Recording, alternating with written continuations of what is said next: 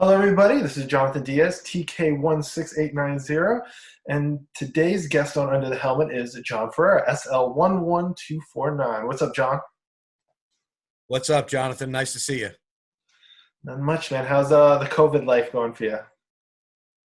I'm an essential worker, so COVID life is interesting. I work for the New York City government, so protocols change daily, and just doing my best to make sure that people are safe when they're around. So it's challenging.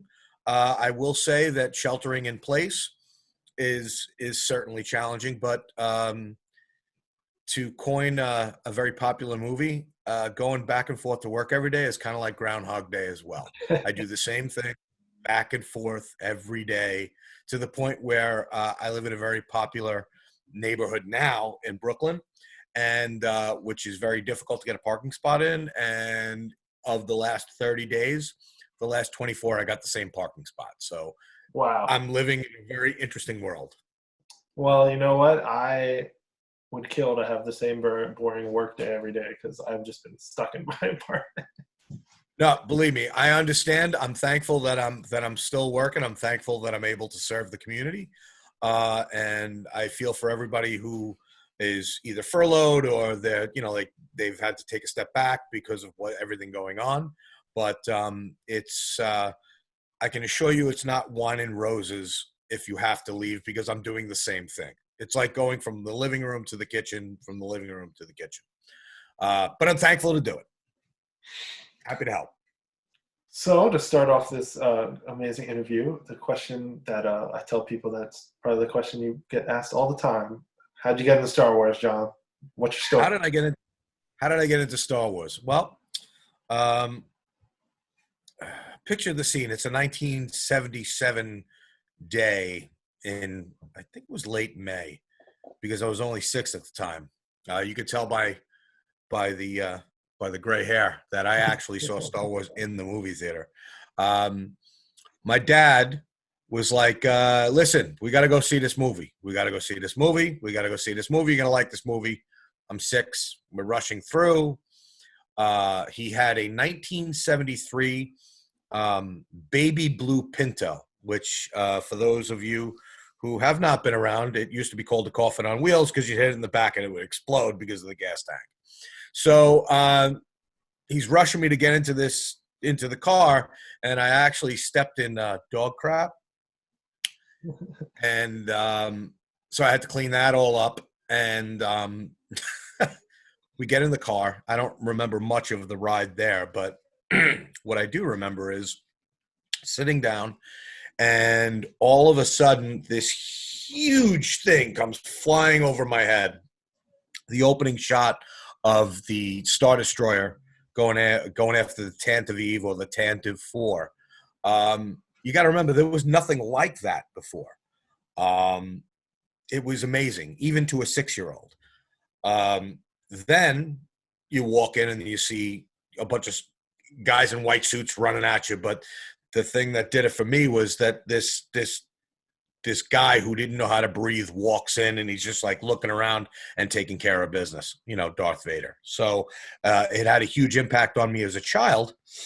And basically that's where Star Wars began. Star Wars began for me in like the late spring, summer of '77 when it actually came out. Um, Fast forward many years later, in around 2012, I think, I kind of got the idea that maybe I wanted to play Star Wars for a while. And I decided, well, if I'm going to play Star Wars, I'm going to want to do it right. I decided to start building a Darth Vader, the Empire Strikes Back Darth Vader. I went to the Sith Lord detachment. These guys, I went to the Sith Lord detachment website, and they were very, very helpful. And I also reached out to my local garrison, which is the Empire City Garrison, which I am a proud member of. And I built my Darth Vader. It's not an easy build. It's certainly what not what people usually start off with. You could start off with a stormtrooper, which a lot of people do, or with a Jawa or something like that. But I decided, let's make this as difficult as possible and start off with the most difficult costume that you can make. Next to this guy over here, the Empire Strikes Back Boba Fett, which came later because, again, Star Wars sickness. Turns out that I had taken the advice of the Sith Lord detachment and spoke with a bunch of people in the ECG, and I took my time, but did it really fast. But I like to think I did it right because Darth Vader is very, very expensive, and I was approved as a Sith Lord in July of 2013. And my first troop was in August at a movie theater on Court Street in Brooklyn, where I met Chris Fian, the current commanding officer, and Nick Vlahoff. I don't know how to say his name right. Oh, yeah. No, wow. I forgot about Nick. Yeah, Nick. So they were the first two people that I met on my first troop. And let me start off by saying I'm 5'6", and being 5'6" presents a great number of challenges. And what I found the most welcoming about the ECG and about the 501st was they're like, you know what? To the kids, you're going to be a giant. It doesn't really matter. You don't need to be 6'7". If you do it right and you look good, it's not going to be an issue. And, that's why I probably spent a lot more time and effort making my costume to the upper certification levels, because what I couldn't do in height, I wanted to make up in accuracy. So just having someone tell you that it doesn't matter how tall you are, it doesn't matter where you came from, it's all about having fun. It's all about giving back to the community, and it's all about building a great costume. So that's basically my journey, my initial journey into the ECG and into the 501st and Star Wars. So you mentioned how you got into the 501st. How did you find out about the 501st? Because I remember meeting you at a troop before you started, I think, while you were building your costume. But how did you even find out about this wonderful club? I did I was just doing some research. Like I had heard, whispers of this Star Wars costuming group that I never really paid much attention to. I just did a little research, and 501st was pretty easy to find, and the Empire City Garrison was pretty easy to find. So I thought, if I'm going to do this, I'm going to do it right. I should introduce myself. I think I met you I either met you at Times Square for the Lego X-Wing reveal. Yep, you met me there, and then we met at Petco on 14th Street. Yep. So that was my and that was a little bit of anxiety there. I'm walking in, meeting about 3 or 4 people that are part of this organization that I've never met before, and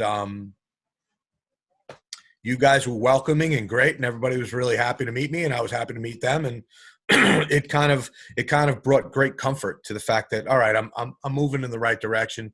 Good people, a good organization, and a good charity group. And I was like, and I get to live my Star Wars dream, so that's great. As a 9-year-old, if I walked into a room and Darth Vader was there, I would lose my mind. And sometimes you need Darth Vader or a stormtrooper or Boba Fett or a snowtrooper, which is a different story altogether.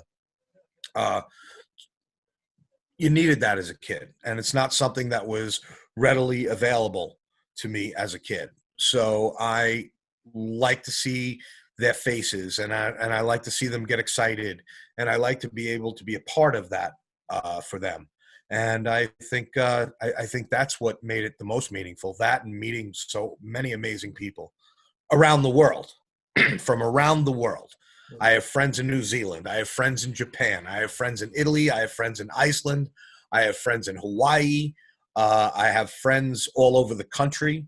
I have friends in England.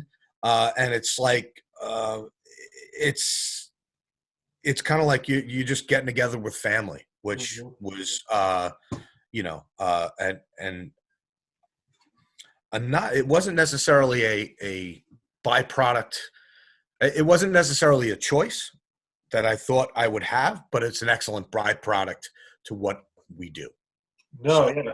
Of course, it's crazy. Like you could. This is the one of the few clubs that you can be in, and I can go to any state and visit any country right now, and have friends there that I didn't even know. Absolutely.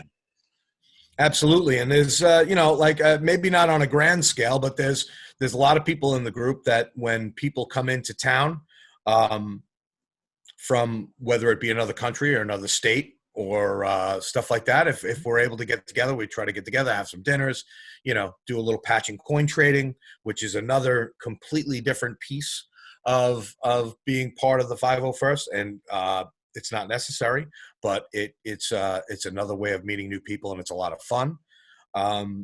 So it's always great to meet brothers and sisters from around the country and around the world when they come to visit your town, and that is reciprocated everywhere that you go. It's almost like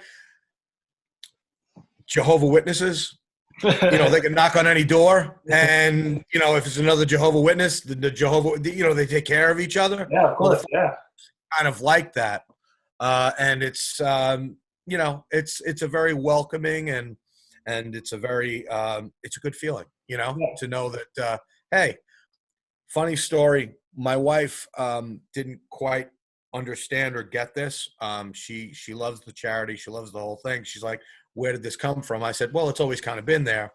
We went to Celebration Anaheim, and I was one of the first order stormtroopers that were. I remember that. Right. So I didn't get the costume done in time, so I didn't get to do the reveal. But we did all kind of meet up, and I'm just talking with a fella, and my wife was with me, and he's like, if you're ever in town, feel free to come on by, you can stay at my place and stuff like that. He goes, I'm a little bit off the beaten path, but you don't really want to run into any of that touristy stuff. And I'm like, where are you? And he's like, I live in Hawaii. My wife goes, I think I get this, and I like it a lot. You know what I mean? So we got a place to crash in Hawaii. That's great. You know what I mean? So she started to get, it may sound superficial, and she's wonderful. You've met her. And she's in the other room, and I'm not about to tell her that she's not wonderful. She's wonderful. But that aspect of, charity, she was at my first troop, helping me put the stuff together, and then to see the community and the family that come together, really took the meaningful nature of what we do to the next level, where it made her understand how important this can be for people who need it.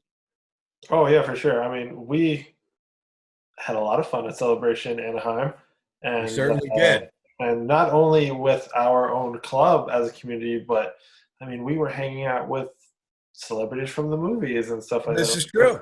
The Star Wars community is a very unique place that everybody's very welcoming. That's true. I mean, and hotel bars are the greatest places to have drinks with the original Darth Maul. Just putting it out there. It's happened. He's a nice guy. But yeah, I mean, whenever I travel any place, Florida, anywhere, I always hit up the local Garrison. I'm like, hey, I'm coming down, and they're always more than welcome to say, hey, let's meet up. Yeah. I was in Portland last summer for a card convention, which is completely outside of the realm of Star Wars. But when I hit up their Garrison out there, and they were like, yeah, we're going to do an armor party. You should come by. So that's great stuff. That's great. So, yeah. I mean, my first costume was Darth Vader. And then my second costume, I kind of felt like, well, better do that Stormtrooper. Everybody wants a Stormtrooper. Because I wanted to know what an armor bite felt like, and I wanted to feel how uncomfortable it could be. And I did that. And then the other costume that really turned me on, and as a kid, was the Snow Trooper. That guy right over there. Mm-hmm. I was 9 years old, and it was just before The Empire Strikes Back came out, and there was a magazine back then called Starlog magazine. It was a sci-fi magazine that they put all the sci-fi and horror, horror flicks that were coming out. And prior to The Empire Strikes Back being released, and they were very secretive back then as well, I opened this thing up and very excited about there's going to be another Star Wars movie, and the only character that you saw was a snow trooper running in through one of the Hoth scenes, although we didn't know what Hoth was at that point. And I found that to be, it made an impact on me to the point where I was like, all right, if I could build one, I'm going to do it. So I would have to say that the costumes that I have most trooped in are Darth Vader and the Snow Trooper, which is a little less on. And you have a fourth costume, Boba Fett. I mean, you have two of the hardest, and I have the fourth and a fifth, actually. Oh, man. Well, I have the easiest. Which is the Jawa. The Jawa, yes, and I'm sure that is the most comfortable of them all. Oh, it takes about 2 minutes to put on and take off. It's great. And you can wear shorts underneath it. It's although we're not supposed to, I guess. But, again, 5'6". I'm a really short Darth Vader and a really tall Jawa. Hey, man, you can't win, bro. But for the Boba Fett, like I said, you have like two of the hardest, sad to say, expensive costumes to make. How is the process of doing a Boba Fett costume?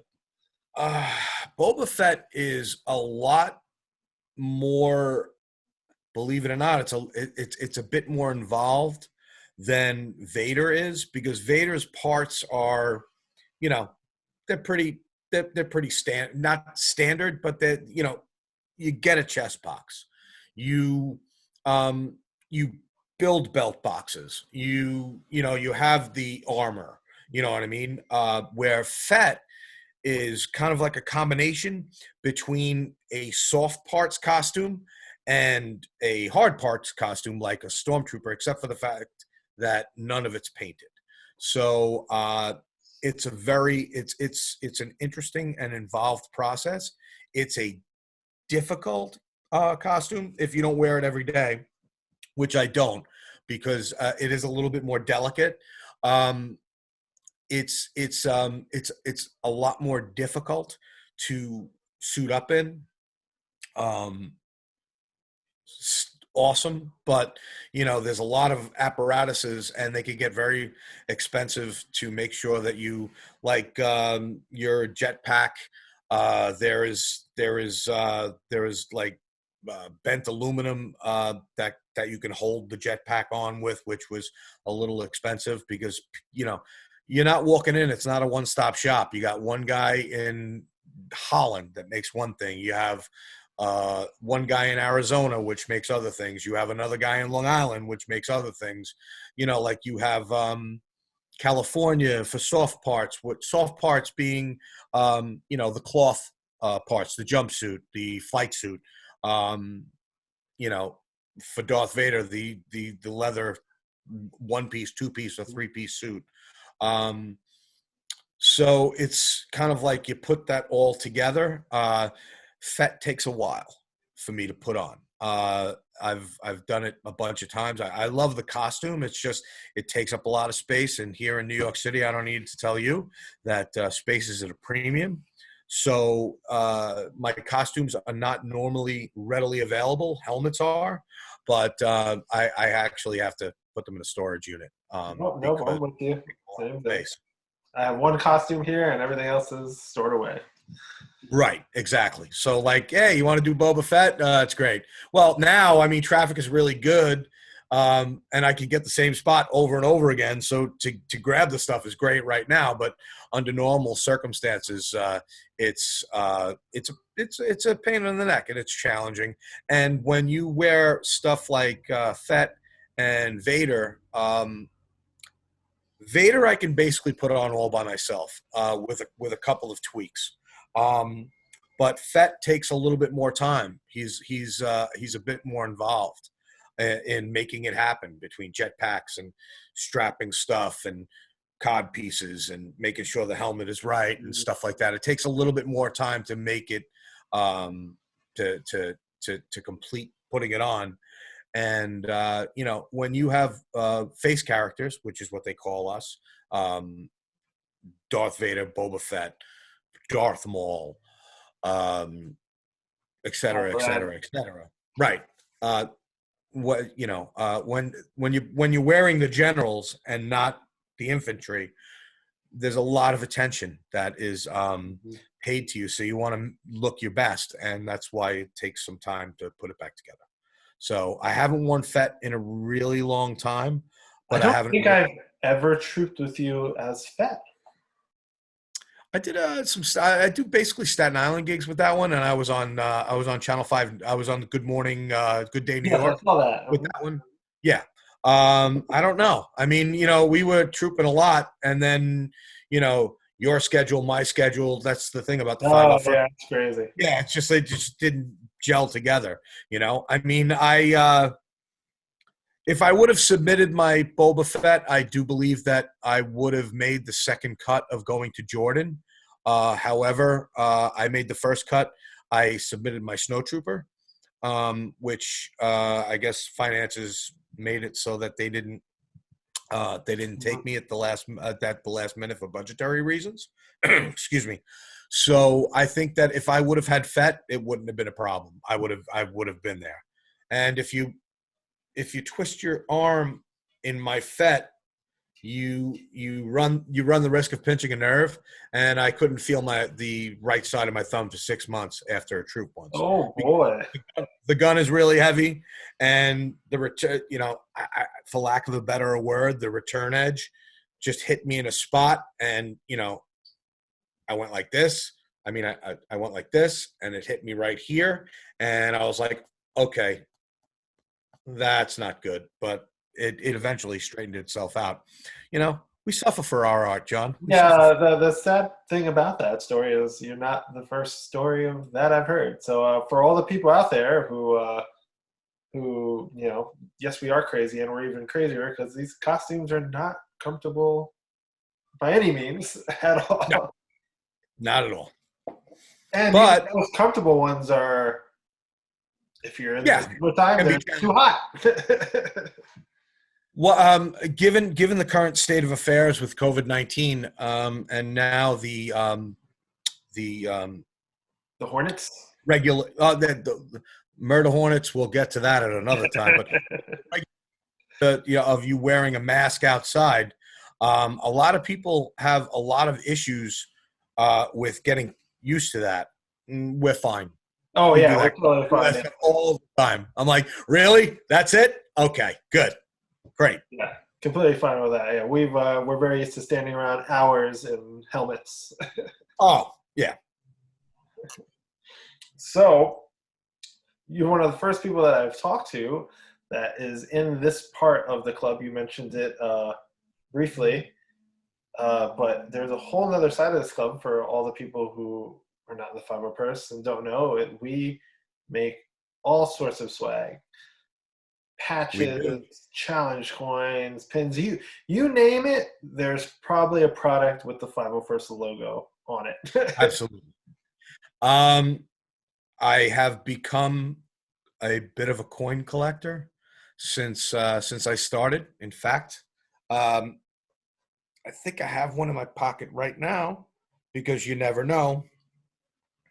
Here are the gold 501st. Yep, and then because I was going to be on here with you, I was prepared just in case you pull out a coin. Yeah, no, that's fine. It's like you'll buy me a drink later. But the history of challenge coins actually is something that we adopted from the military. Basically, you go to a bar, somebody pulls out a coin, you throw it down. Everybody's got to get a coin down. If you don't have a coin, you're buying the round. And if you're the last one to throw the coin down, you're buying a round. So we kind of adopted that, being an imperial, I guess, armed force, that we kind of jumped on this deal. This one is actually an official 501st one. Like I said, it's the gold thank you for your service. I keep this in my pocket, for what's going on right now. But every detachment, every garrison, every subgroup, basically, you can count on them having coins or patches or pins or all of them. And what basically happens is that opens you up to, it's not official, okay? It's not required. But what it does do is it allows you basically trade them back and forth, between people from all over the world. There are some people that collect a particular style of coin, and you seek those out. Or, there are some people, it's impossible now, but there are some people like Pokemon and they want to catch them all, which just isn't going to happen. There is a database where it's updated pretty regularly by a guy who is in the Sith Lord detachment in Alabama, who keeps up on coins.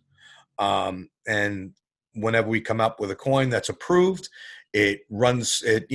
They do a run, and usually that information is provided to a voluntary member who enters it into our database system. And basically every piece of swag that we have ever made has been entered into a database. I started off with one silly coin, and now I think I'm number 16 in the Legion. Wow. Yeah, the 16 is not that big of a deal. I mean, hey, that's a pretty big deal. Well, it took a real long time. I mean, some people are just playing the rank game. I'm not. People have surpassed me, which pushes me further down. But it's been, I guess I've been since 2014, 2015. Maybe 2015 is when I really started to get into the collecting aspect of coins. I'm a coin guy. I'm not necessarily a patch guy or a pin guy. When you first come in and we got all this stuff, everybody loves it and everything's great. And you try to, you get everything you possibly can. But I gravitated towards the coins, and I built myself up a cute little collection. I guess last time I checked, about 1,100. Wow. And what's your most prized coin? My most prized coin is the Sith Lord Detachment's command coin. I think there were about 14 of them made in the world. Wow. And I was able to get one. And right now, I am one of the few people in the world that actually has a complete official set of Sith Lord detachment coins. Wow. So that made me really happy. You know what? It was my first costume, and I just started working towards that it meant something to me. So it's one of the few collections that I'm really, really proud of, and I will probably have with me for the rest of my life, because I would never trade them. I would never trade them. I would never sell them. I would never give them up. They're just way too meaningful to me. So yeah, it's a crazy little thing. But then again, also you meet people there too, and that was going to be the other thing I was going to say. Because of that, you probably make a lot of cool friends just from trading. Absolutely. I mean, you do. I mean, then again, it's like, who would ever thought that I'd be conversing and exchanging stuff with a dude in Belgium? You know what I mean? I mean, I don't even know where Belgium is. No, I'm kidding. But um, excuse me, a little parched. Yeah. I met a lot of friends there too, and that's great. In addition to being a proud member of the Empire City Garrison, I'm also in the command. I have a command staff. I don't know what the title necessarily is in the Sith Lord detachment, where the current DL asked me if I would be a part of the team to help rate and approve the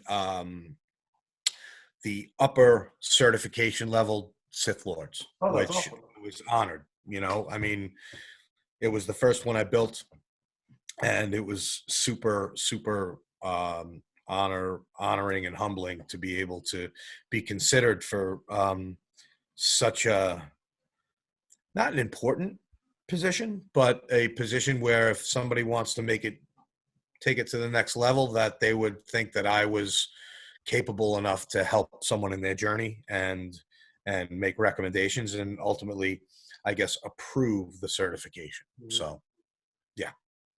And again, for those who don't know, these costumes have a lot of detail. Like for Stormtrooper, there's a different Stormtrooper for each movie with little Mm-hmm. different details. So when you're in these different groups, like the Sith Lord detachment or Stormtrooper detachment, there's different levels of Darth Vader where you can be like the best Darth Vader you can be, and then there's the standard one, the easiest way to get in way to do it.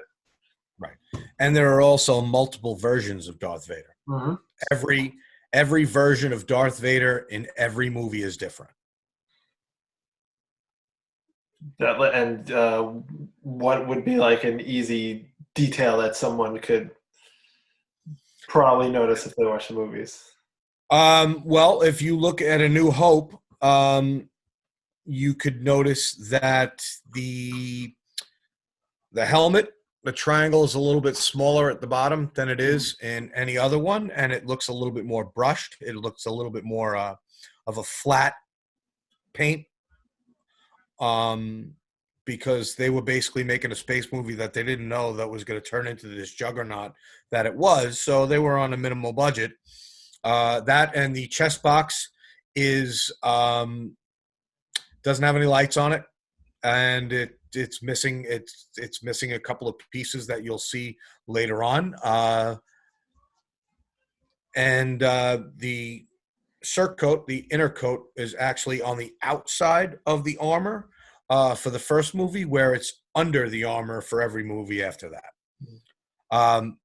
Empire and Jedi are relatively similar, with there are some subtle differences that if you're an Empire Strikes Back geek, you're going to get, you're going to catch on to where Empire's Vader is different than the Jedi Vader.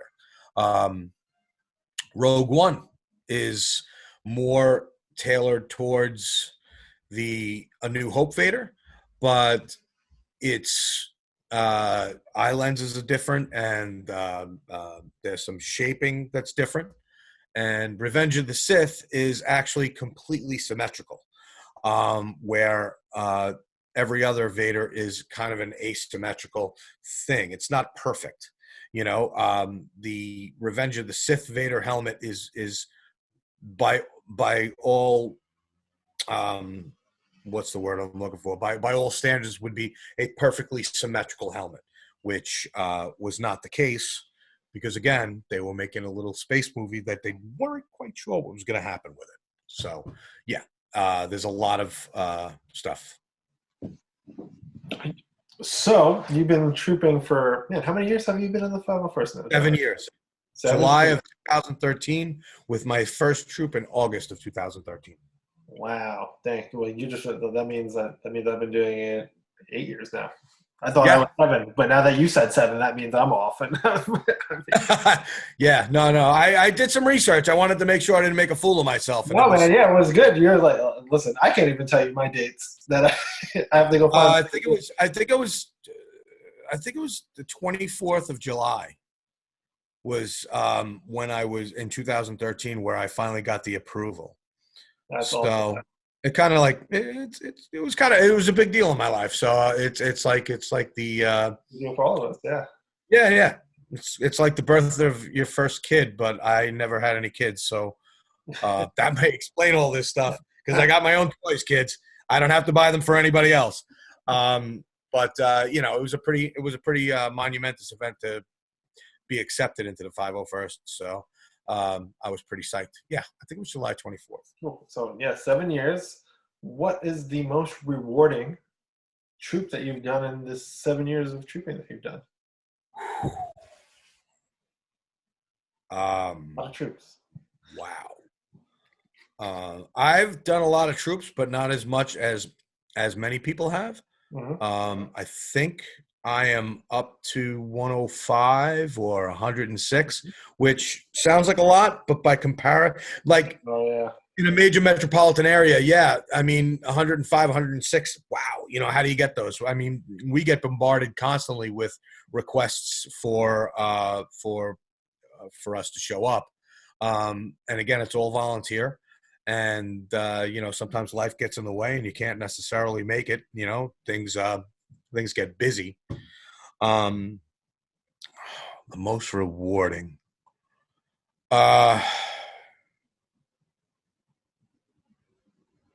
Two of them. There were two, actually. One of them was a library where this little kid got completely fixated on, you know, follow me around. He's like 3 years old or 4 years old, and he kept going, Mr. Star Wars, Mr. Star Wars, Mr. Star Wars. And, you know, like, it's sweet. You know what I mean? You think about, you think about, you know, like that's, you know, if I was 4 years old and I saw that, I would lose my mind. If Darth Vader walked in a room, I would lose my mind. And I'm happy to walk into a room and help Darth Vader fans lose their mind now. That whole Mr. Star Wars thing where the kid wouldn't leave me alone was pretty amazing. And then he ran around and he drew something real quick and he said, "This is for you, Mr. Star Wars. Thank you, Darth Vader." You know, and you keep stuff like that. It's great. Actually, I'm sorry, it's three. The second one would be Jake's Jedi's. We kind of took on this kid in Staten Island. Jake, he was diagnosed with cancer, and they do this walk for life. And I'm happy to say that Jake has now beat cancer and is in remission and is doing great. But you know, the whole idea of his parents set this thing up where he had no idea we were showing up. And, you know, if I had that kid's problems, I don't know, you know, that was one of my first Boba Fett troops. And I try to make it every year when they have it. As different characters. One time I was Vader there as well, but just being able to support Jake and kind of, we kind of took him in as our own, you know, gave him a bunch of stuff and, you know, made him an honorary member of the ECG. And just, you know, he's ours and we're his, you know, and he beat it, and that's awesome. And, you know, I'm humbled to be a part of that journey.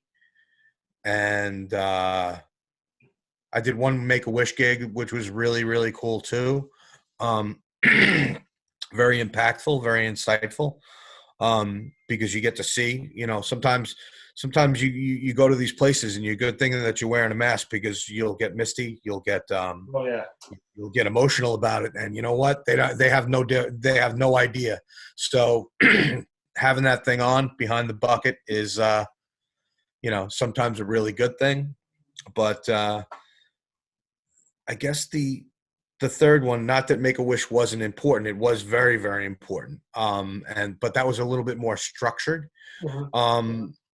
because there are a lot of rules and criteria to deal to be a part of Make-A-Wish. So I was happy to be a part of it. But probably Yankee Stadium, because I'm a Yankees fan, and you get to go out on the field. And I know as a kid, I was sitting in the last row. Uh, I don't know if you kids know this, but going to Yankee Stadium is very expensive. So I actually had season tickets, a limited package where I was in the dead last row behind home plate, greatest seats in the world. Um, a lot of people focus on everybody on the field level, and I was able um, to walk the field, and I was able to identify and wave and point to the kid that maybe his parents had to wait 6 months because it was Star Wars Day to save up the money to go to that. And I wanted to make sure that they were recognized and that they were appreciated. And, just to be able to see somebody's face light up. I mean, you're on the field, and you're looking up in the 300 and the 400 section, and you're pointing at that kid, and that kid's pointing back at you. And he's going to go home with a memory going, the Star Wars guy saw me all the way up here, and he gave me a high five, and he pointed at me, and I pointed back, and he waved to make sure that he knew that I pointed at him, and the kid went back with something. You know what I mean? That's I'm getting to live a dream by being on the field at Yankee Stadium, hallowed ground to me, and I'm able to point up to that kid that maybe couldn't be there. It could have taken a long time for his family to be able to take him to that because Star Wars Day was special, and they made it a big deal. And I was hoping and happy to be able to make it a bigger deal for that person. You know what I mean? Those kids. So that was three. Well, it was actually 3.5. It was kind of four, but out of 105. No, it is true at the Yankee Stadium. It's a dream to walk on the field, but I didn't think of it the other way around, where I'm also making memories for the kids that are there too. Yeah, exactly. That So was, that was listen, nobody gets into the 501st or in the ECG or, any costuming organization without a little bit of ego. You know what I mean? Oh, I want to be this guy. I want to be that guy. You know what I'm saying? But because we're human, why would we? Why we want to do things that make us feel good. We want to do things that elevate us. We want to do things that make us happy. You know what I mean? This, on the other hand, is twofold because you forget all that. It's not about you at that point. It's about the people that you serve. It's about the people that are excited to see you. It's about the kid that's going to forget about whatever difficulties he may be dealing with that day because you know the stormtrooper or Boba Fett or Darth Vader or the Jawa was there and gave him a hug or gave him a high five and danced with him or you know pointed out and told him to like to join the dark side. I mean, you know what? You don't know what people go through in their life, and I like to think that a little bit of what we do makes a great impact on the people that we serve. no, for sure. Now you kind of mentioned it with the Yankees, but is there any other troop that you've done that has just been a crazy experience that you got to have because of being in this club? Yankee Stadium would be definitely one of those. Well, I was on a Channel 5 morning news show in New York City. That was kind of crazy. That was kind of nuts. I know a couple of people that dressed up like a red Sith trooper that went all over the place. But you have to be a certain height and weight for that, kids. We'll leave that up to Johnny Diaz to take care of that. Yeah, Um, definitely I like you with that. um, Cohen's Children's Hospital, cancer wards, Mhm. stuff like that. Um, one kind of, it's one sad situation after another, but memorable because for a second, those kids, they don't have to, they can forget about, what they're going through. The hardest part is when you can't actually go in the room because because of the what's called they may be immunocompromised because Yeah. of their treatment, so you can only stand at the door. But even standing at the door has made a tremendous impact on the stuff. You'd think it'd be cool going to Comic-Con and being on TV and all that other stuff, but what really kind of like does it for me is to be able um, to make someone who would regularly is in a pretty not great situation, forget about that and make them happy, you know? So the hospital troops are probably the most rewarding and the most heartbreaking. But again, we may wear masks, so it's okay. Yeah, and it's crazy. I've done your episode 11 from this Okay. whole little thing, but it's crazy. Everybody that I've spoken to, everybody has mentioned the hospitals. That is one of the highlights of 501st. I mean, that's one of the things you hear about before you even in the 501st is you get to visit hospitals and do these things, and it's an awesome thing we get to go do. Absolutely. And I feel Albin Johnson, who is the founder of the 501st, for those of you folks watching that don't know, guy had a crazy idea that he was going to build a stormtrooper costume and go to movie theaters. And we chatted about it. I think that his first troop was a movie theater, and so was mine. And because even with my lifts, I'm just a little bit taller than him. He goes, "You're my favorite Darth Vader," and me and Albin have become chummy since then. This guy had a crazy idea, and it turned into a worldwide thing. And as a result of his crazy idea,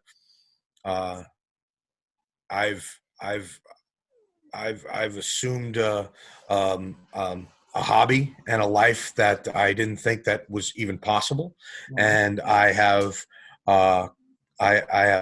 joined and have a family all over the world that is that the value of that is immeasurable. It is, and it's one of the best things about this club is the family and friend aspect of the whole thing. Talking about that whole thing is, what have you been doing to stay kind of relevant in the world during these crazy times? Star Wars related or just Star in real Wars life? related. Like, what have you been doing to stay in the community and be engaged with everybody and give back to the community while staying at home? Well, we've been doing some ECG Virtual Troops, which was an idea of one of our newer members, Eric Spader. Yeah, Eric.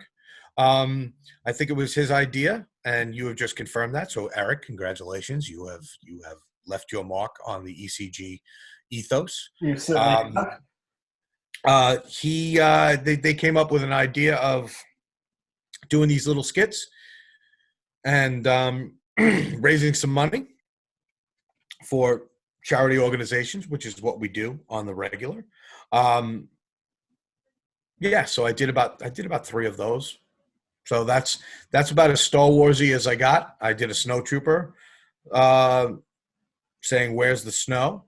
I did a Darth Vader public service announcement, and I did a Jawa playing a particular Motorhead song, Ace of Spades, which was muted a day later because I forgot to pay the copyright fee. Yeah, so, all mine. Yeah, it happens. They all got muted mine as well. yeah, exactly. So it was a lot of fun, and you could do it in your own home. And I don't have many costumes here, so I'm kind of limited. But that's what I've been doing to keep Star Wars relevant, in engaging and participating in our virtual troops. Yeah, man, and also, hey, doing this. Thank you for doing this too, yes, which is awesome. Thank you for having me. It's great to see you. Like with all this stuff going on, we haven't really seen each other all that often or that much. For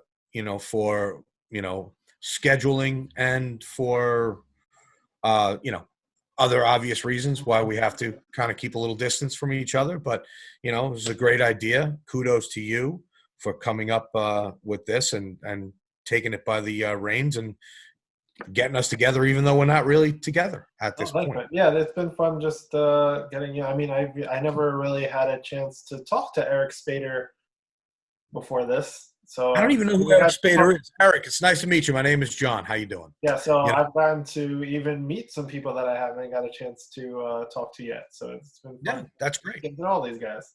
We're old dogs, Johnny. I mean, 7 and 8 years. I know, man. I can't believe it's. I've been doing this that long at this point. I can't believe the Vader suit still fits. You know, we'll see about that.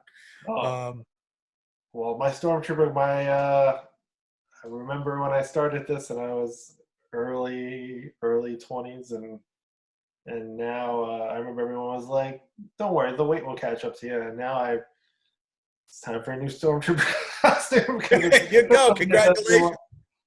I can confirm the fact that it's just all downhill from there. Yeah, man. The I last used time to I be put handsome. I was taller. I had more hair. I was skinny. I used to be somebody. yeah, the Now it's last time I put on my stormtrooper costume was not a fun. It made me realize, oh wow. yeah, exactly. That's the funny thing about plastic. It's not very forgiving. Well, John, thank you so much for doing this. It's been a blast. Hey, man, thank you. I mean, I hope I didn't talk too much and go off on too many tangents. I am guilty of that from time to time. No, that's awesome. That's what we're here for. To hear all about the guys Cool. behind the helmet. So thank you, everybody. Thank Bye. you. Stay good. Stay safe.